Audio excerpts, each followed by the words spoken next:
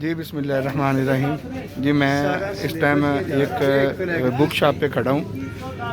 میں آیا کسی اور کام پہ تھا تو یہ مجھے کچھ دوست جو ہے نا اس چیز کو ڈسکس کر رہے تھے تو میں نے کہا کہ میں اپنے دوستوں کے ساتھ ہائی لائٹ کروں.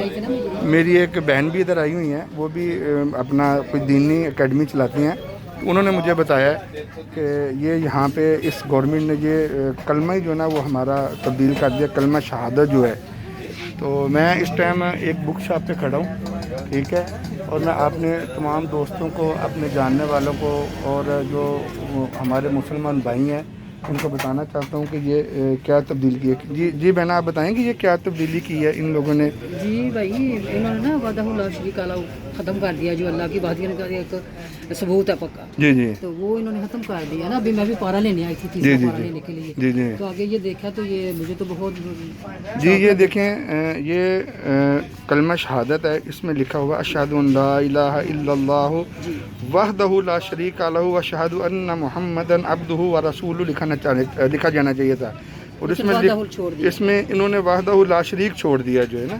یہ آپ اس کو دیکھ سکتے ہیں. اور یہ بک ہے پنجاب بورڈ کی جو طرف سے یہ ایشو ہوئی ہے, اور یہ باقاعدہ ایک سوچی سمجھی سازش کے تحت یہ سب ہو رہا ہے. اور بھی یہ بہنا نے کچھ پارے لیے ہیں, اس میں یہ چیزیں انہوں نے مجھے بتائی ہیں, اور میں دیکھ کے حیران ہو گیا ہوں کہ ہمارے اوپر یہ جو عذاب ہے یہ کس وجہ سے ہے. اسی وجہ سے یہی چیزیں جو ہمارے اوپر عذاب بن کے جو ہے نا وہ اپنا ستیہ ناش کر رہی ہیں ہر چیز کا.